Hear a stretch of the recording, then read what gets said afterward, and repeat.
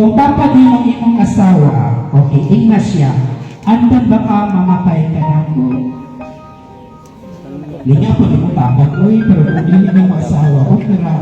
Pero hindi mo asawa, ing na siya, andan ba ka mamatay ka na ko?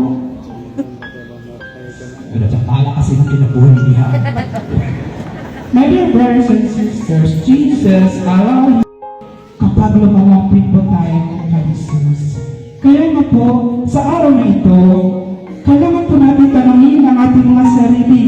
Kamusta na kaya ang ating prayer life? Kamusta na po ang ating pagdarasal? Did I give more time to Jesus? Kahit bisan pag wala na tayo pangayon sa Ginoo, pero kinahanglan kita mo doon kaniya. Kailangan kita mamina sa iya mga pulong. Kaya ang pulong sa Diyos, mao'y makahatag o inspirasyon. If you read all the Bible, ingon ang Ginoo, kung kanunay ka mo doon kanina, kanako, ang akong grasya sakto sa imong kinahanglan. And that is the word of St. Paul to the Ephesians or Corinthians. Sabi niya, my grace is sufficient with you. Are you ready to sacrifice? Kung papadi mo imong asawa, okay, ing na siya, andan ba ka mamatay ka na ko?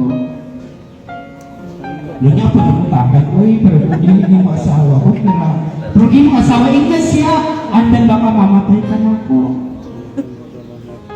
Pero sa pala kasi ng kinabuhi niya.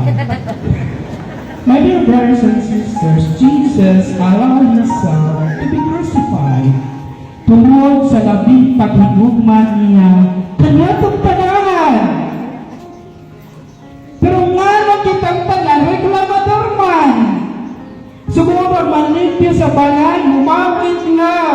Hindi pa na ako na kompleto ang pagtitekto. Facebook. My dear brothers and sisters, let us reflect on this day. Na paano ba gumagalaw